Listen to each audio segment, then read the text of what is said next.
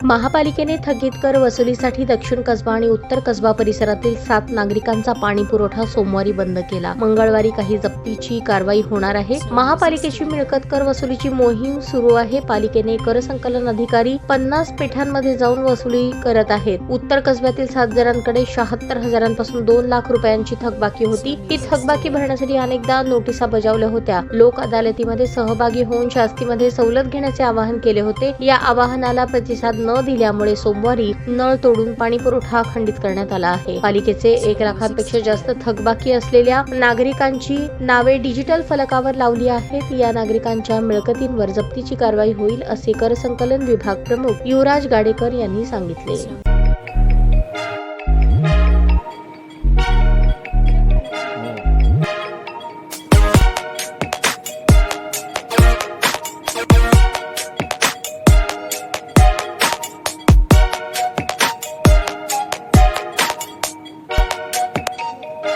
सोलापूर शहरातील सुप्रसिद्ध हॉस्पिटल म्हणजे सेंट्रल मल्टी स्पेशालिटी हॉस्पिटल मागील अनेक वर्षापासून सेवा बजावत आहे। 24 तास इमर्जन्सी सर्व्हिस, मॉडर्न टेक्नॉलॉजी, अनुभवी डॉक्टर्स तसेच अत्याधुनिक तंत्रज्ञान सुविधांनी सुसज्ज स्त्रीरोग प्रसूती विभाग, ऑर्थोपेडिक विभाग, मेडिकल विभाग आणि इतर एकमेव नाव म्हणजे सेंट्रल मल्टी स्पेशालिटी हॉस्पिटल। पत्ता गणेशपेठ शॉपिंग सेंटर, मंगळवार बाजार, सोलापूर।